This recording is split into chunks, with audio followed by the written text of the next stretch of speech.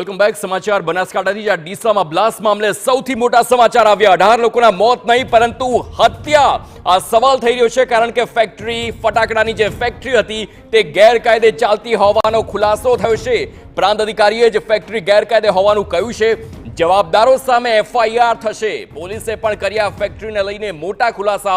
પોલીસે ફેક્ટરી અંગે આપ્યો છે નેગેટિવ અભિપ્રાય. જિલ્લા પોલીસ વડાએ પોલીસના અભિપ્રાયની આપી છે માહિતી. પોલીસે વિડીયોગ્રાફી સાથે નેગેટિવ અભિપ્રાય આપ્યો છે તેમ પોલીસ વડાએ જણાવ્યું. LCB, SOG અને પોલીસની 3 ટીમો આરોપીઓને શોધવામાં લાગી છે. પોલીસની ટીમો રાજસ્થાન અને અમદાવાદ માટે રવાના થઈ છે. એમને જે લાયસન્સ લીધું હતું સ્ટોરેજ કરવાનું જે લાયસન્સ હતું અને અત્યારે જે પ્રિલિમિનરી ઇન્ફોર્મેશન છે એ લોકો ફટાકડા ભરતા હતા એ વખતે આ કંઈક બનાવ કંઈક બન્યો છે એવી એક પ્રાથમિક જાણકારી મળી છે. હાલ FSLની ટીમ આવી ગઈ છે.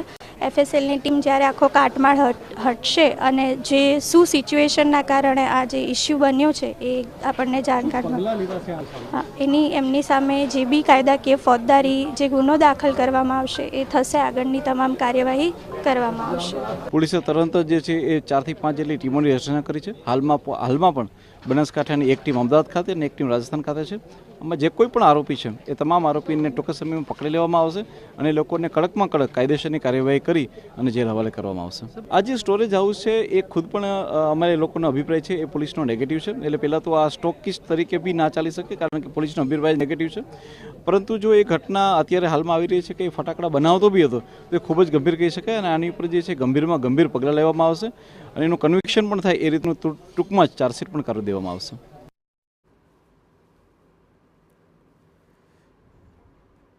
તો સમગ્ર મામલે વાત કરવાના સંવાદદાતા અતુલ ત્રિવેદી બનાસકાંઠા લાઈવ જોડાયા છે. તેમની સાથે સીધી વાત કરીશું. અતુલ, જે પ્રમાણેની આ ઘટના સામે આવી છે, હાલ પ્રાંત અધિકારીએ એકદમ સરળતાથી કહી દીધું કે આ ફેક્ટરી ગેરકાયદે છે. પરંતુ સવાલ એ થાય છે કે આવી દુર્ઘટના બાદ જ ખબર પડે છે કે ગેરકાયદે ફેક્ટરીઓ ધમધમી રહી છે. હાલ કઈ દિશામાં કાર્યવાહી?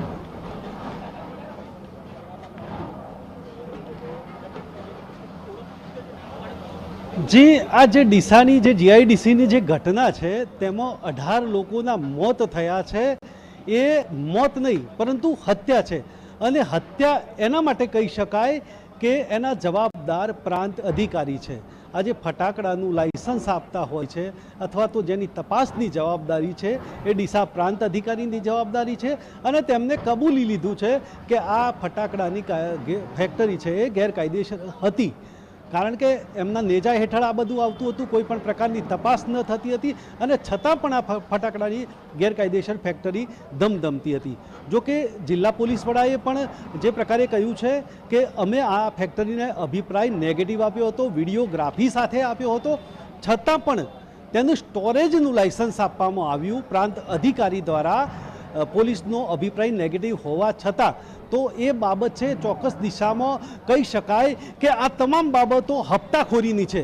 એટલે કે હપ્તાખોરીમાં આ પ્રકારના ગેરકાયદેસર લાયસન્સો આપી અને ગેરકાયદેસર ફેક્ટરીઓ ધમધમતી હતી અને જેને કારણે 18 લોકોના મોત થયા. સાથે સાથે આજે એ પણ માર્કિંગ થયું કે વહેલી સવારથી જ જે આ ઘટના બની તેમાં જે ભાજપ જિલ્લા પ્રમુખ, જે ડીસાના ભાજપના તમામ પદાધિકારીઓ છે, આગેવાનો છે, એ પણ આ ઘટના સ્થળે દોડી આવ્યા હતા.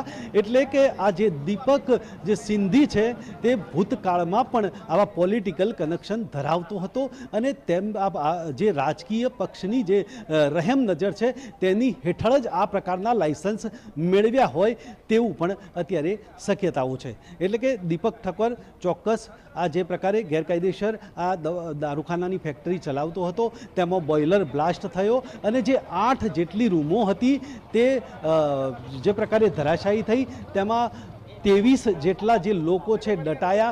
18 લોકોના જે મૃતદેહ મળ્યા છે અને બીજા 3 થી 4 લોકોને શોધવાની કામગીરી ચાલુ રહી છે. એટલે કે જે પ્રકારે આ એક પ્રકારની હત્યા જ કહી શકાય અને તેના જવાબદારો છે.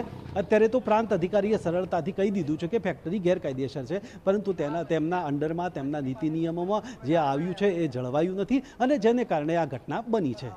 અતુલ, જે પ્રમાણે પ્રાંત અધિકારીએ અત્યારે જણાવ્યું કે આ ફેક્ટરી ગેરકાયદે છે, પરંતુ જો આ ફેક્ટરી ગેરકાયદે છે, જો અહીં નેગેટિવ રિપોર્ટ આપ્યા છતાં ફેક્ટરી ધમધમતી હતી, ધાબા પર આટલું મોટું બોઇલર મૂકવામાં આવ્યું હતું, તો આવી કેટલી ફેક્ટરી હશે કે જ્યાં મોતના જે ભયના ઉથાર હેઠળ આવા કેટલાય મજૂરો કામ કરી શકતા હોય તે પણ એક તપાસનો વિષય ચોક્કસથી બને છે.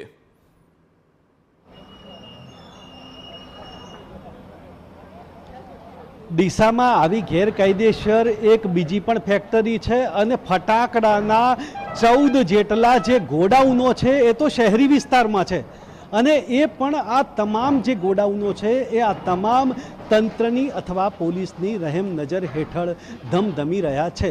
એટલે કે મોટા પાયે આ 2 નંબરનો કારોબાર ચાલે છે, તેમાં હપ્તાખોરી પણ છે, તમામનો ભાગ બટાઈ પણ થાય છે અને તમામને તેની ભાગ બટાઈ મળી પણ જાય છે અને આને કારણે જ આ પ્રકારની ફેક્ટરીઓ ધમધમી રહી છે અને એને કારણે જ જે આવા નિર્દોષ લોકો છે તેમના